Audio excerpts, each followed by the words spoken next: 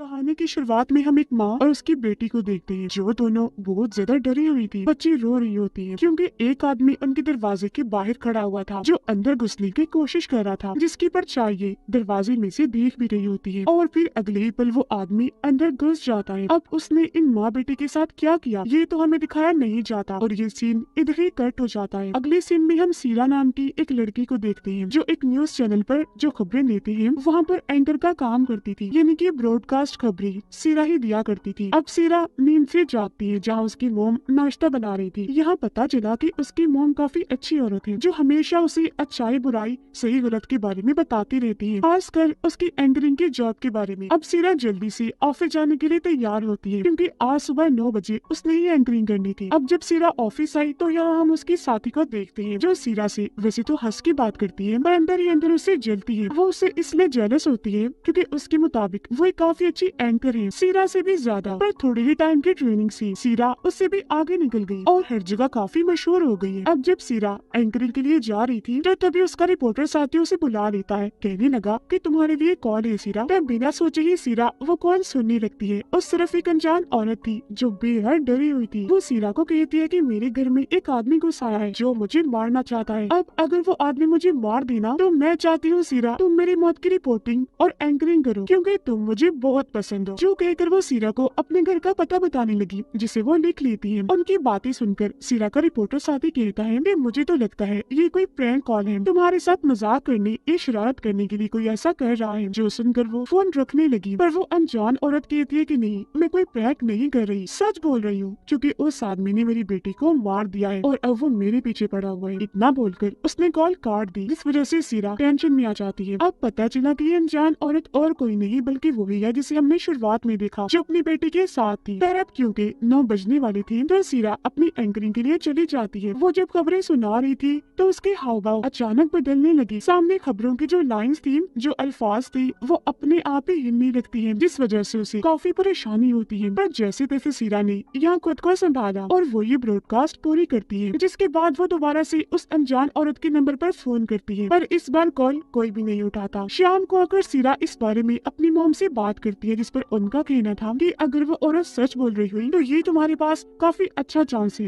एक अच्छी रिपोर्ट बनाने का, इसलिए तुम्हें वहाँ जाकर चेक करना चाहिए। तो अब अपनी मॉम की बात मानकर सीरा उस औरत के बताए हुए पते पर निकल गई और जल्दी उसके घर तक पहुँच जाती है। वो जब अंदर गई तो ये देखकर उसकी होश उड़ गई कि औरत सच बोल रही थी, सच में उसकी बेटी को मार दिया गया था क्योंकि बाथरूम में जब वो गई बाथ टब में बड़ी अजीब तरह उसकी लाश डूबी पड़ी थी जिसे बेदर्दी से मार दिया गया था। और अब जब सीरा कमरे में गई तो वो वहाँ उस अनजान औरत की लाश को भी देखती है जो कमरे में कोने में लटकी हुई थी। अब जल्दी से सीरा इस बारे में सबको बताती है और यहाँ मीडिया और पुलिस वाले भी आ जाते हैं और सीरा को इस हादसे की रिपोर्टिंग करने का मौका मिल जाता है जैसा उस औरत ने कहा था। अब जब औरत की लाश को ले जाया जा रहा था तो सीरा उसका मुंह देखने की कोशिश करती है पर क्योंकि प्लास्टिक शीट में उसे लपेट कर ले जाया जा रहा था तो चेहरा ढका होने की वजह से ये नहीं देख पाती। अब जब वो ऑफिस आई तो उसे औरत की रिपोर्टिंग के साथ साथ एंकरिंग का काम भी दिया जाता है और इस बारे में जब वो ब्रॉडकास्ट कर रही थी तो उसे एक जगह पर औरत का मुंह दिखाई देता है जो बहुत डरावनी लग रही थी क्योंकि अजीब तरह से वो वहाँ बैठी हुई थी, उसके बाल खुले हुए थे जो देखकर सीरा काफी डर जाती है। पर अगले ही पल वो भूत वहाँ से गायब हो गया और सीरा को लगने लगा कि ये जरूर उसी औरत का भूत है जो अब मुझे दिखाई देने लगा है। एंकरिंग करने के बाद वो इस बारे में अपने रिपोर्टर साथी को बताती है कि मुझे इस केस के बारे में अजीब चीजें नजर आ रही हैं, जिस पर रिपोर्टर कहते हैं वो दरअसल तुम इस हादसे से जुड़ी हर चीज को देख रही हो ना, इसी वजह से तुम्हें वो सब नजर आ रहा है और कुछ दिन तक ऐसे नजर आता रहेगा जिसके बाद ये सब दिखना तुम्हें बंद हो जाएगा। अब क्योंकि इस केस से जुड़ी हर चीज को सीरा काफी अच्छे से कर रही थी तो हर कोई उसकी काफी तारीफ करता है, यहाँ तक कि जो डिटेक्टिव इन्हीं पुलिस ऑफिसर इस केस पर छानबीन कर रहा था उसका भी इंटरव्यू लेने का मौका सीरा को मिल जाता है, जिस बात से उसकी जेलस साथी को भी काफी बुरा लगता है। अब यहाँ इंटरव्यू के दौरान डिटेक्टिव ये बात खोलती है कि उस अनजान औरत को और उसकी बेटी को किसी ने नहीं मारा बल्कि ये सब कारनामा उसका अपना है। उसने पहले अपनी बेटी की जान ली जिसके बाद खुद भी अपनी जान ले ली। असल में जब वो औरत जवान थी, कॉलेज में पढ़ा करती थी तो वहाँ उसे एक लड़के से प्यार हो गया जिसके बाद उन्होंने शादी कर ली जहाँ उनकी बेटी पैदा हुई। पर एक दिन उसके हस्बैंड ने उसे छोड़ दिया और ये दोनों अकेली पड़ गई। पर इस हादसे की वजह से उसने बहुत टेंशन ले ली, वो डिप्रेशन का शिकार हो गई और उसे दिमाग की एक खतरनाक बीमारी हो गई जिसका हालांकि वो इलाज भी करवा रही थी। पर उस दिन तंग आकर उसने पहले अपनी बेटी को खत्म कर दिया, फिर लटक कर उसने अपनी भी जान ले ली। यानी कि ये बस सीधा सा ऐसा केस केस था कि उसने खुद अपनी और बच्चे की जान ले ली, जिसके बारे में घर आकर सीरा अपनी माँ को बताती है, जिस पर उनका कहना था कि देख लो तुम, इसी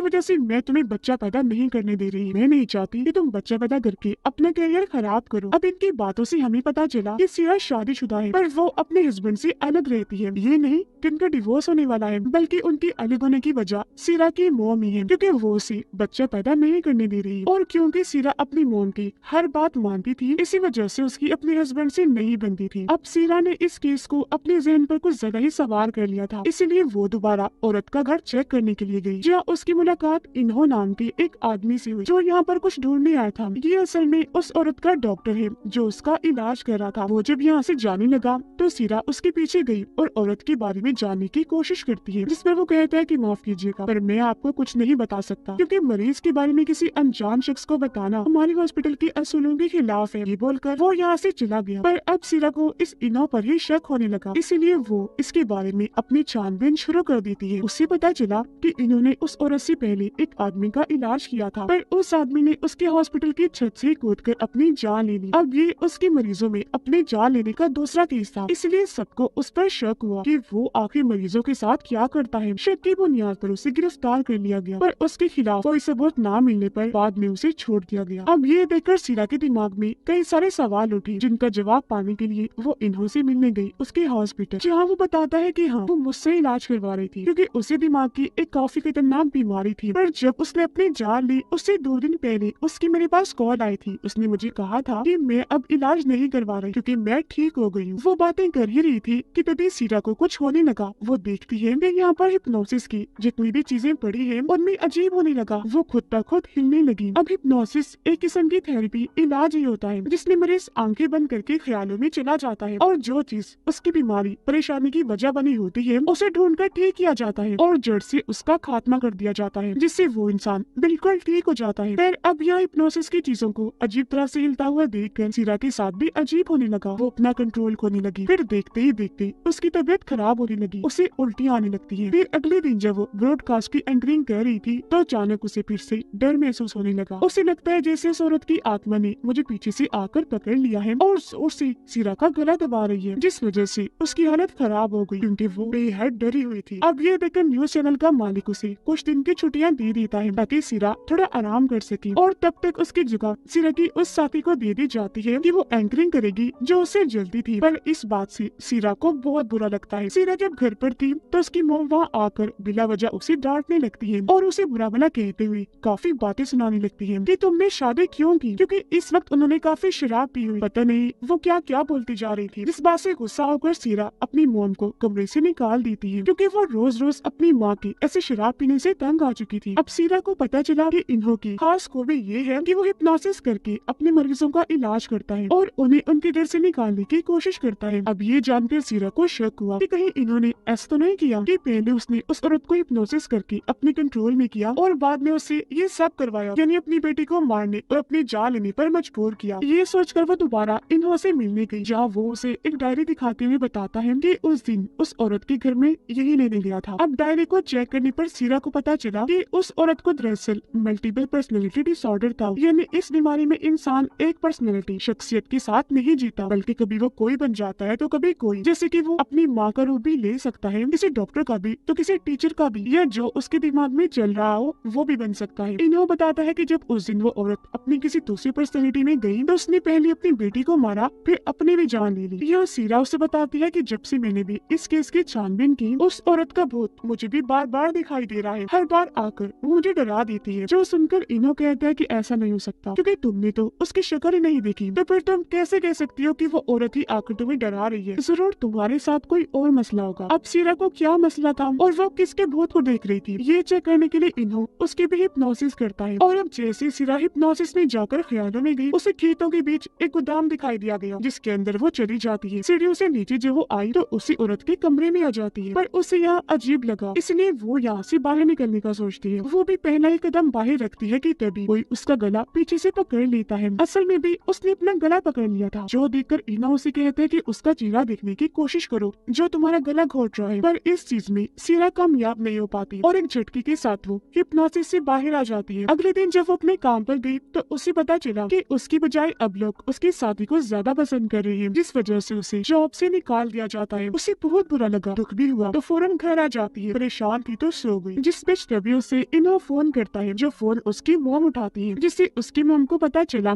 कि सीरा उससे अपना इलाज करवा रही है। जिस पर उसकी मॉम कहती है कि आइंदा के बाद वो तुम्हारे पास आकर अपना कोई इलाज नहीं करवाएगी। अगले दिन सीरा से मिलने उसका हस्बैंड आया, जो उसे साथ चलने को कहता है ताकि वो एक साथ रह सके, पर इस बार भी उसने जाने से साफ साफ मना कर दिया। जिस पर उसका हस्बैंड कहते हैं कि हमारा रिश्ता टूटने की नौबत पर आ गया है, इस रिश्ते में दरार तुम्हारी माँ की वजह से आई है। जो सुनकर सीरा को बहुत बुरा लगा और वो अपने हस्बैंड पर गुस्सा करके उसे यहाँ से जाने का कहती है। इससे भी जब सीरा और उसका हस्बैंड बाहर आए तो वो देखते हैं कि किसी ने घर के सारे गमले तोड़ दिए हैं और वहाँ पर एक मैगजीन को भी फाड़ के फेंका हुआ है, जिसमें सीरा की शादी की तस्वीर थी। अब ये देखकर सीरा अपनी मॉम से मिलने उनके दूसरे घर गई, जहाँ पर भी उसकी मॉम नहीं थी, क्योंकि वो तो सीरा के ऑफिस उसकी साथी से मिलने गई थी, जिस बात का शक सीरा को भी हो गया था। उधर इन्हो सीरा के हस्बैंड से मिलने आया, क्योंकि उन्हें कोई बात करनी थी। यहाँ उन्हें पता चला कि सीरा माँ बनने वाली है और उसकी मोम पहले वहाँ न्यूज एंकर रह चुकी है, जहाँ पर सीरा जॉब कर रही थी। सीरा की मोम उस न्यूज चैनल की ऑफिस पहुँच गई थी, जहाँ वो उसके साथी को अकेले में मिलने को बुलाती है और बातों ही बातों में चालाकी से उसके पेट में चाकू घुसा देती है। उधर इन्हो और सीरा का हस्बैंड एक गोदाम में जाते हैं, जो सीरा के मोम के घर के पास ही था। ये जब अंदर गई तो पता चला कि वही गोदाम है जो सीरा ने हिप्नोसिस में देखा था। अब जब ये दोनों इन्हें सीरा का हस्बैंड और इन्हो गोदाम के अंदर गई तो इन्हें वहाँ सीरा की मोम की लाश मिलती है, जो फांसी से लटकी हुई थी, पर लाश की हालत बहुत बुरी हो चुकी थी, वो पूरी तरह गल सड़ गई थी। अब यहाँ सवाल ये उठता है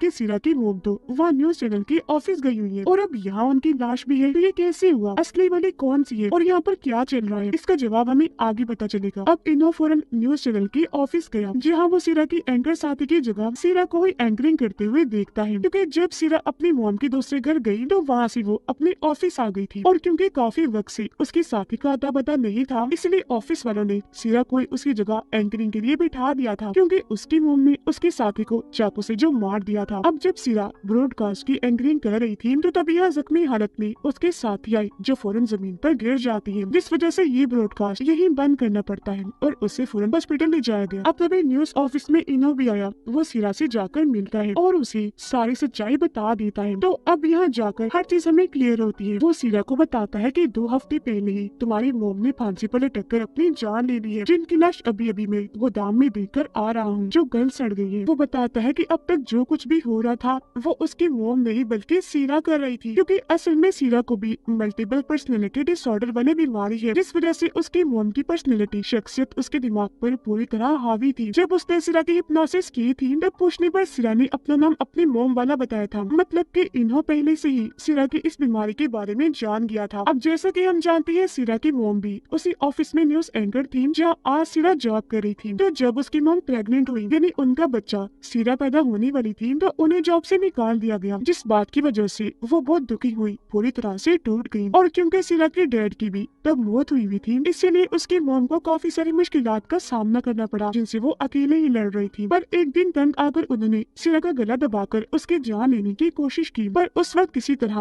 वो बच गई। बस तभी से उसकी मोम डिप्रेशन में चली गई और उन्हें शराब की बुरी लत लग गई। फिर जब सीरा बड़ी होकर अपनी मोम की ही तरह न्यूज एंकर बनी तो उसकी मोम ने उस पर अपना कंट्रोल करने की कोशिश की, क्योंकि वो नहीं चाहती थी कि जैसा मेरे साथ हुआ वो सीरा के साथ भी हो, वो भी मेरी तरह बच्चा पैदा करके अपनी जिंदगी पर बात करी। पर जब सीरा प्रेग्नेंट हुई तो उसने अपनी मोम के पास जाकर इस बारे में बताया, तो उसकी मोम जरा भी खुश नहीं हुई। वो उसे कहती है कि ये बच्चा करके तुमने अच्छा नहीं किया, जिस पर सीरा रोते हुए जवाब देती है कि आपने कौन से मेरे साथ अच्छा किया, बचपन में जो आपने मेरा गला घोटने की कोशिश की उसकी दहशत में मैं आज तक जी रही हूँ। जिसका मतलब कि यही वजह है सीरा को हर वक्त लगता है कि कोई उसका गला घोटकर उसे मारने की कोशिश कर रहा है। अब ये बात सुनकर उसकी मोम को अपनी गलती का एहसास हुआ और वो चुपचाप वहाँ से चली गई और सीधा गोदाम के बेसमेंट में आ गई। फिर थोड़ी देर बाद जब सीरा को अपनी गलती का एहसास हुआ तो वो अपनी मोम से माफी मांगने के लिए वहाँ चली गई, पर वहाँ उसने देखा कि मोम ने फांसी से लटक कर अपनी जान ले ली है और ऐसा उन्होंने शर्मिंदगी और डिप्रेशन की वजह से किया था। जो सदमा सीरा से बर्दाश्त नहीं हुआ, उससे भी शर्मिंदगी हो रही थी, जिससे बचने के लिए उसके दिमाग ने उसकी मोम की पर्सनैलिटी को ही अपने अंदर पैदा कर लिया। और यही वो वक्त था जब सीरा को मल्टीपल पर्सनैलिटी डिसऑर्डर की बीमारी हो गई और इसी के बाद से जो कुछ भी हो रहा था वो सीरा की मोम नहीं बल्कि खुद सीरा कर रही थी। और इन लोगों को गोदाम में जो लाश मिली थी वो सीरा की मोम की 4 हफ्ते पुरानी थी, जब वो सड़ रही थी। तो अब सीरा को उसकी मोम से अलग करने के लिए इन्हों दोबारा से उस पर हिप्नोसिस करता है, जहाँ पर सीरा ने देखा कि मेरी मोम मेरा सीरा गला घोट कर मारने की कोशिश कर रही है। ये देखकर इनो उसे कहता है कि कैसे भी करके अपनी मोम को खुद से अलग कर दो, जिस पर उसने ऐसा किया और उसने ग्लास के कांच से अपनी मोम पर हमला करके उन्हें मार दिया। पर हकीकत में उसने खुद को ही कांच मार लिया था, जिसके बाद उसे हॉस्पिटल भेज दिया गया। वो कोमा में जा चुकी थी। फिर 3 हफ्ते बाद उसे होश आई, जहाँ उसे सही सलामत देखकर उसका हस्बैंड बहुत खुश हो जाता है। अब यहाँ हमें पता चला कि सीरा को ये बीमारी कब से थी, पर जब उस अनजान औरत ने सीरा को कॉल की तो उसके अंदर ये बीमारी जाग उठी और इसने तब अपना रोग दिखाना शुरू किया जब उसकी मॉम की मौत हो गई थी। वजह यह है कि सीरा और उस औरत की जिंदगी एक जैसी थी, दोनों ही परेशान डिप्रेशन में थी। यही वजह है कि सीरा उसके केस से इतना जुड़ गई थी, पर अब क्योंकि हिप्नोसिस के जरिए उसकी ये बीमारी ठीक कर दी गई है, इसलिए अब सब कुछ नॉर्मल हो जाएगा। और इसी के साथ इस फिल्म की कहानी यहीं पर खत्म हो जाती है।